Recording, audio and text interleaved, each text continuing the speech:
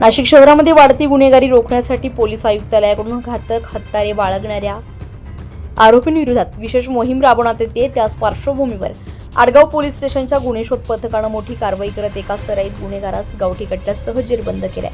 Police आयुक्त श्री संदीप कर्णिक यांच्या आदेशानुसार पोलीस उपायुक्त परिमंडळ 1च्या श्रीमती मोनिका राऊत तसेच सहाय्यक पोलीस आयुक्त पंचवटी विभागाचे शेखर देशमुख यांच्या मार्गदर्शनाखाली आडगाव पोलीस स्टेशनचे वरिष्ठ पोलीस निरीक्षक उमेश पाटील यांनी गुन्हे शोध पथकाला कारवाईच्या सूचना दिल्या होत्या।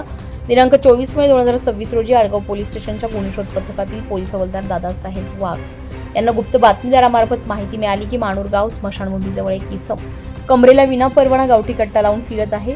अशी माहिती मिळताच वरिष्ठ अधिकाऱ्यांना कळवण्यात आले आणि तात्काळ कारवाईचे आदेश देण्यात आले। त्यानुसार पोलीस पथकाने माणूरगाव परिसरामध्ये सापळा रचला। संशयित इसम स्मशानभूमीजवळ आढळून आला। पोलिसांची चाहूल लागताच त्याने पळून जाण्याचा प्रयत्न केला, मात्र पोलिसांनी शिताफीनं पाठलाग करून त्याला ताब्यात घेतलंय। चौकशीमध्ये त्याने आपलं नाव प्रेम विजय आहेर, वय वर्ष 20, राहणार Pragatinagar, jail road, Nashik road असं सांगितलंय। अंगझडती दरम्यान त्याच्या पॅन्टमध्ये लपवून ठेवलेला 20,000 रुपये किमतीचा गावठी कट्टा तसेच 1,000 रुपये किमतीचे एक जिवंत काडतूस असा एकूण 21,000 रुपयांचा मुद्देमाल जप्त करण्यात आलाय।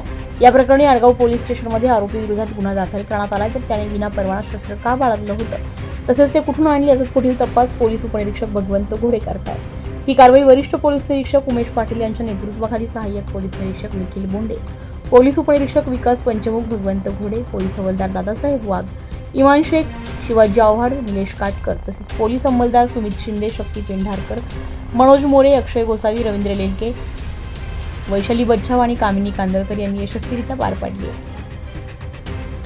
दिनांक 24 मे 2026 रोजी सायंकाळी आमच्या तपास पथकाचे पोलीस हवालदार दादासाहेब वाघ व त्यांच्या पथकाला गोपनीय माहिती मिळाली की एक युवक हा गावठी कट्टा घेऊन वावरताना मानूर स्मशानभूमीच्या जवळपास कुठेतरी आहे अशी गोपनीय माहिती मिळाल्यावरून आमचे तपास पथकाचे अंमलदार सदरच्या घटनास्थळी पोहोचले आणि त्यांनी तिथे शोध घेतला असता त्यांना एक युवक पळून जाताना दिसला। त्याला पकडलं, त्याला ताब्यात घेतलं आणि त्याचं नाव विचारलं असता प्रेम विजय आहेर असं त्याचं नाव आहे। तो राहणार नाशिक रोडचा आहे आणि त्याची अंगझडती घेतली असता त्याच्याकडे एक गावठी कट्टा आणि एक जिवंत काडतूस मिळून आलेला आहे।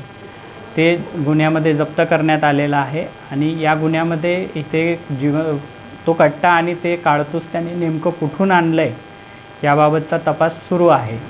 पोलीस उपनिरीक्षक श्री घोडे याचा पुढील तपास करत आहेत आणि आरोपीचा माननीय कोर्टासमोर हजर करून त्याची पोलीस कोठडी रिमांड घेऊन तपास सुरू आहे।